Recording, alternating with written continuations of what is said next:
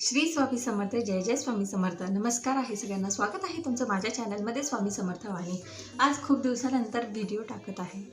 तर त्याचं कारण एकच आहे की गुरुपौर्णिमा आहे 10 तारखेला. तर गुरुपौर्णिमेला आपल्याला खूप काही सेवा करायच्या आहेत, खूप काही सेवा चालू आहेत खूप काही महिलांच्या. तर जसं की पारायण चालू आहे, गुरुचरित्राचं करत असेल कोणी, स्वामी चरित्र सारामृताचं पारायण करत असेल. पण त्यासोबत आपल्याला गुरुपौर्णिमेच्या दिवशी आपल्याला जे आपलं पारायण आहे त्याची सांगता तर करायचीच आहे, पण त्यासोबत आपल्याला खूप काही सेवा किंवा नित्यसेवा ज्या आहेत आपल्या त्या पण पूर्ण करायच्या आहेत. आणि त्यासोबत तुम्हाला एक काम करायचं आहे. ते कोणतं, त्याबद्दलच आज मी तुम्हाला सांगणार आहे की ह्या सगळ्या सेवा करून तुम्हाला त्या दिवशी दान करायचं आहे. दान म्हणजे कोणतं दान? तुमच्या इच्छेप्रमाणे, तुमच्या परिस्थितीप्रमाणे तुम्ही दान करू शकता.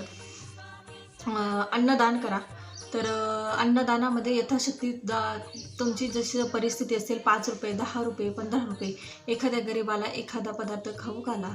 जसे की पिवळ्या कलरचा पदार्थ तुम्ही खाऊ घालू शकतात, कारण आपल्या स्वामींना, दत्त महाराजांना पिवळा कलर हा अतिशय प्रिय आहे. म्हणून त्या दिवशी तुम्ही एखाद्या गरिबाला एखादं पिवळं वस्त्र दान करू शकतात, एखादा पिवळा पदार्थ खाऊ घालू शकतात, एखादं पिवळं फळ जे असतं ते तुम्ही खाऊ घालू शकतात.